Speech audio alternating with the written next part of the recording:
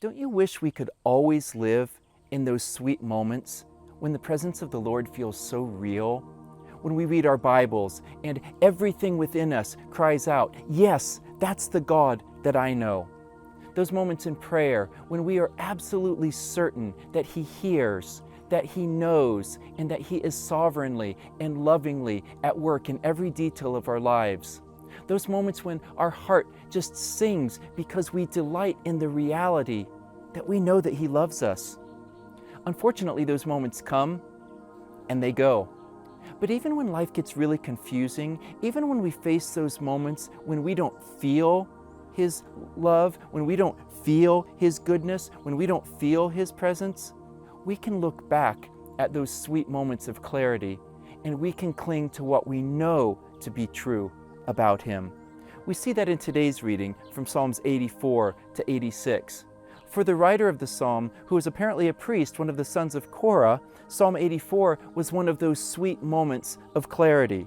He's overwhelmed at the goodness and the beauty of the Lord. He's resting in the blessedness of finding his strength in the Lord. And he's overflowing with joy and with the deep satisfaction of simply being in the presence of the Lord. There are three main sections in this psalm, and in each section he shares a different aspect of the blessedness of being in the Lord's presence. He begins with verse 1. He says, "How lovely are your dwelling places, O Lord! My soul longs to simply be in your presence, and everything within me sings for joy just at being near to you. How blessed," he says, "are those who dwell in your presence." Verses 5 to 7, he says that for those who dwell in the presence of the Lord, they are strengthened even in the most difficult trials. He says, passing through the valley of weeping, it becomes a spring, a place of refreshment. Those who appear before the Lord, he said, move from strength to strength. How blessed, he says, is the one whose strength is in the Lord. And then in verses 8 to 12, he says that those who look to the Lord have everything in him. A day in your courts, he says, is better than 1,000 days outside. He says, I look to the Lord, who is my sun, who gives me light, and he is my shield, who protects me. He gives me grace and glory, and he does not withhold any good thing that I need to live as his faithful servant. How blessed, he says, is the one who simply trusts in you. And in Psalm 85, he needed to remember all of that. Once again, Israel was experiencing the painful discipline that comes along with their disobedience. And the psalmist cries out to God for mercy. He remembers God's mercy and forgiveness to his people in the past. He appeals to God's heart because he's assured that the Lord won't remain angry forever, because he is certain that God's unfailing covenant love towards his people really is unfailing.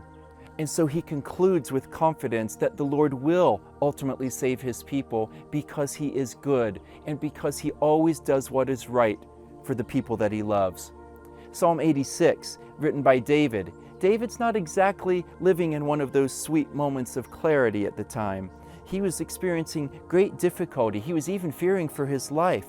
But in the midst of it, he was clinging to what he knew to be true, whether he felt it or not.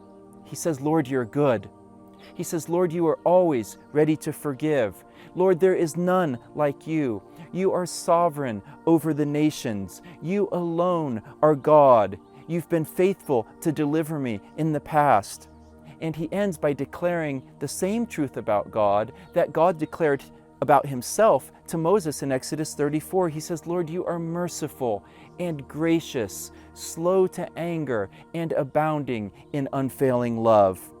And based on all of that truth, David says with confidence, turn to me, Lord, and be gracious to me. We don't always feel it, but we can always know it, even when life gets tough. How blessed is the one who trusts in you. How blessed is the one whose strength is in you. How blessed is the one who simply dwells in your presence.